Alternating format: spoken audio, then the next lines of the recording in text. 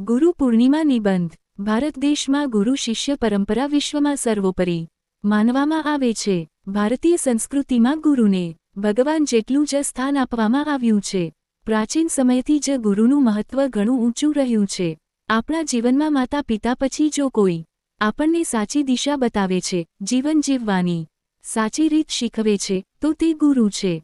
દર વર્ષ શ્રાવણ માસની પૂર્ણિમાના દિવસે ગુરુ પૂર્ણિમા તરીકે ઉજવવામાં આવે છે. આ દિવસે શિષ્ય પોતાના ગુરુનો આભાર વ્યક્ત કરે છે અને તેમને સમર્પિત રહેવાની પ્રતિજ્ઞા લે છે. એવું માનવામાં આવે છે કે આ દિવસે મહર્ષિ વ્યાસજીનો જન્મ થયો હતો. તેથી આ દિવસે વ્યાસ પૂજા પણ કરવામાં આવે છે અને તેને વ્યાસ પૂર્ણિમા પણ કહે છે. ગુરુ સંપૂર્ણ જગતમાં પ્રકાશનું પ્રતીક છે.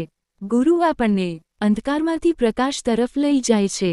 ગુરુ વગર જીવન અધૂરું લાગે છે, કારણ કે ગુરુ જ જીવનમાં સત્ય, નૈતિકતા અને જીવનના મૂલ્યો વિશે સમજ આપે છે. આ દિવસે શાળાઓ, મહાવિદ્યાલયો તથા આશ્રમોમાં વિશેષ કાર્યક્રમો યોજાય છે. વિદ્યાર્થીઓ અને શિષ્યો ગુરુઓને ફૂલોની હાર પહેરાવી, તિલક કરી અને તેમની આશીર્વાદ લે છે. ઘણા સ્થળે ભક્તિ ગીતો, પ્રવચન તથા સત્સંગ આયોજન પણ કરવામાં આવે છે.